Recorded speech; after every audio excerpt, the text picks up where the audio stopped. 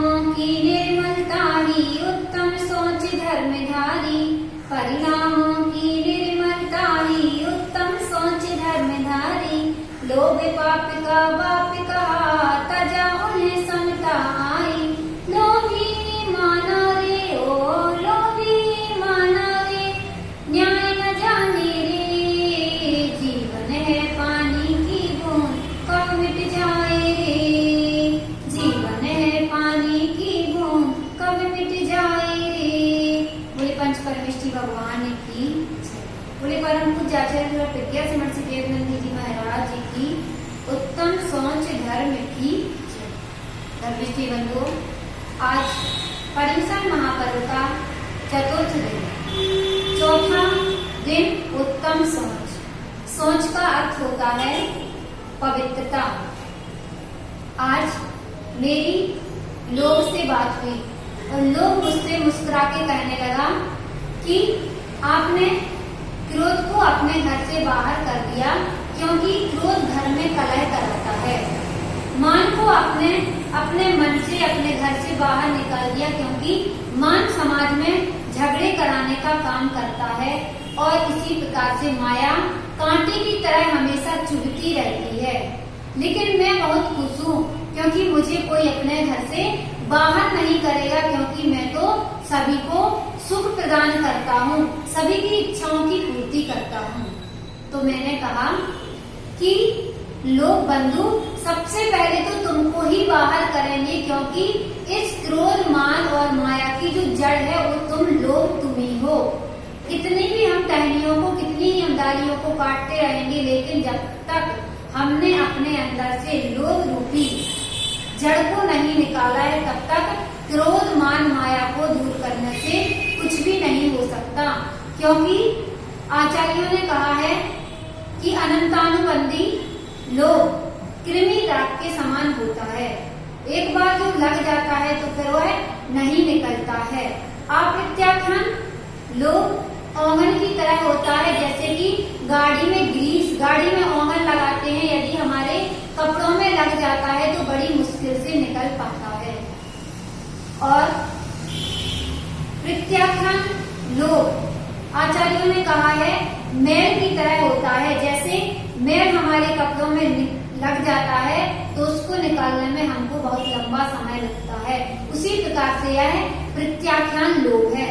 और संजुलन लोभ, संजुलन लोभ हल्दी की तरह होता है, जैसे हमारे हाथों में लगता है और हमने पानी डाला कि निकल जाता है, उसी प्रकार से संजुलन लोभ होता है।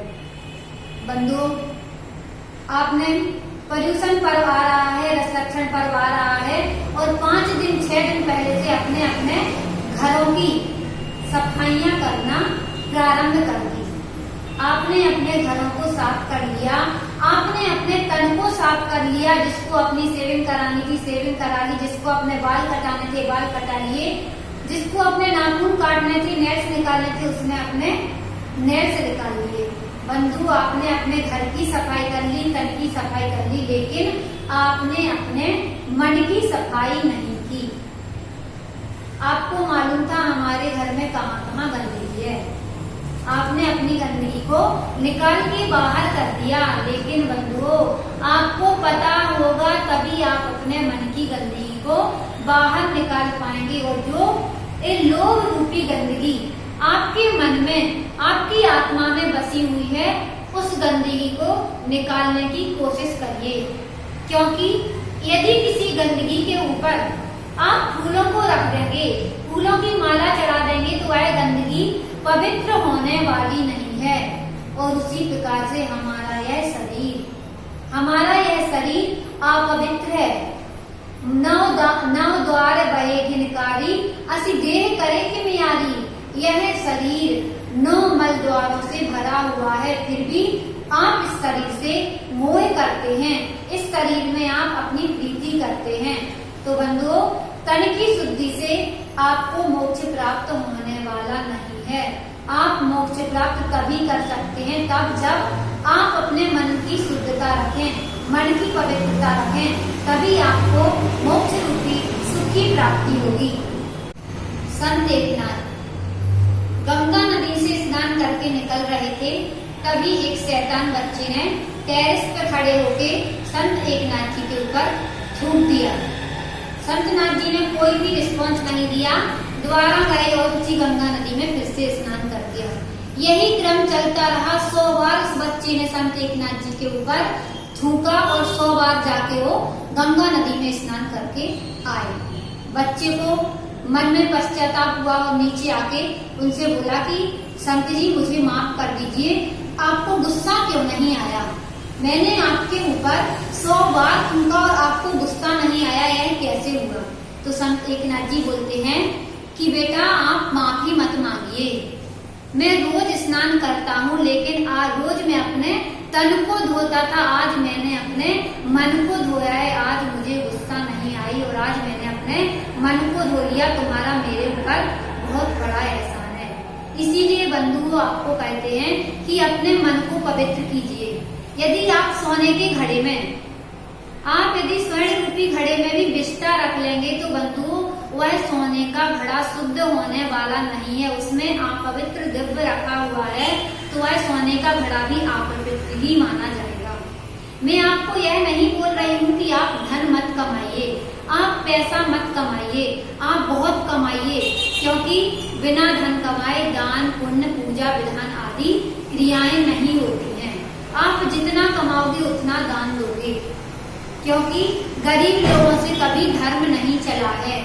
हमारे तीर्थंकर महापुरुष चक्रवर्ती कामदेव बलदेव वासुदेव सभी अपार संपत्ति के मालिक थे, लेकिन बंधुओं उन्होंने संपत्ति के मालिक होने के बाद खूब दान दिया, खूब विधान किए, लेकिन जब त्यागा तो ऐसे त्यागा कि एक चिंदी भी अपने पास नहीं रखी। बंधुओं कमाइए, क्योंकि जैनों का इतना पुण्य होता है, कभी भी कोई जैन भीख नहीं मांगता, कभी भी कोई जैन गरीब नहीं होता, क्योंकि जैन लोग हमेशा दान देते हैं। कमाइए, बहुत कमाइए, बहुत एकत्रित कीजिए, लेकिन जैसे कमाते हो वैसे दान दीजिए। आसक्ति नहीं रखो, अपने मन में आसक्ति रखोगे तो आप भी वैसे ही हो जाओगे जैसे कि सोने के घड़े में विष्ठा भरी हुई है। जिस प्रकार से एक निर्मल आकाश पर यदि बादल छा जाएं, तो उस आकाश की निर्मलता ढक जाती है, उसी प्रकार से यदि हमारी आत्मा पर लोभ रूपी गंदगी का ढक्कन लग जाए, लोभ रूपी गंदगी ढक जाए, तो हमारी आत्मा भी हमें दिखाई नहीं देगी। इसलिए बंधुओं आप अपनी आत्मा को स्वच्छ करें, क्योंकि यह लोभ ऐसा इन्फेक्शन है जिसने आप सभी को ऑफिस में बांध के रखा है। यदि आपको बोला जाए भैया 10 लक्षण पर्व चल रहे हैं, आप तीनों टाइम मंदिर आओ, तो आप बोलते हैं नहीं माता जी अभी नहीं, मुझे ऑफिस जाना पड़ता है, मैं तो केवल रात में 9 बजे के बाद ही आ सकता हूँ। तो यह लोभ रूपी इन्फेक्शन ने आपको ऑफिस में बांध के रखा है। यदि किसी लेडीज को बोलते हैं कि आप तीनों टाइम आओ, तत्वार सूत्र पढ़ो, प्रतीकमण सुनो, तो आप बोलते हैं माता जी घर में बच्चे हैं, घर का काम है। बंधुओं यही लोभ का इन्फेक्शन है, यही पैसे कमाने का, यही बच्चों का, यही इन्फेक्शन है।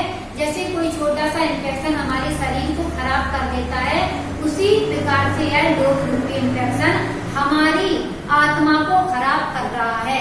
नियम लें, सभी लोग आज नियम ले लें कि मैं पैसा कमाऊंगी, धन कमाऊंगी, लेकिन लोभ नहीं करूंगी, लोभ की आराधना नहीं करूंगी। एक सेठानी जी मंदिर में आए और उनको मैंने पूछा, वाह सेठानी जी आप तो घर की मालकिन हैं, आपकी कमर में तो चाबियों का गुच्छा लटक रहा है। तो आपको मालूम है वो क्या बोलती?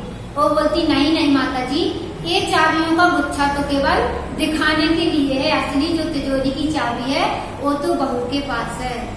बंधुओं ये कोई सेठानी नहीं, ये आपकी भी मन की बात है। इसीलिए आपको बोलना चाहती हूँ 10 धर्म पर्यूषण महापर्व प्रभावना हेतु बनाए, ना कि प्रदर्शन हेतु। आप ये मत दिखाओ हमारे पर्यूषण पर्व चल रहे हैं तो मैं उपवास कर रही हूँ, मैं एकादश। अपनी आत्मा की शुद्धि करें, 10 धर्मों को प्रभावना के लिए अपनाएं, ना कि प्रदर्शन के लिए। आप लोग अपनी आत्मा को निर्मल बनाएं, अपनी आत्मा से लोभ को दूर भगाएं, आपकी आत्मा पवित्र हो, मंगल हो, उत्तम सोच धर्म आपको अच्छी शिक्षा दे, आप उत्तम सोच को अपनाएं। ऐसी भावना के साथ बोलिए उत्तम सोच धर्म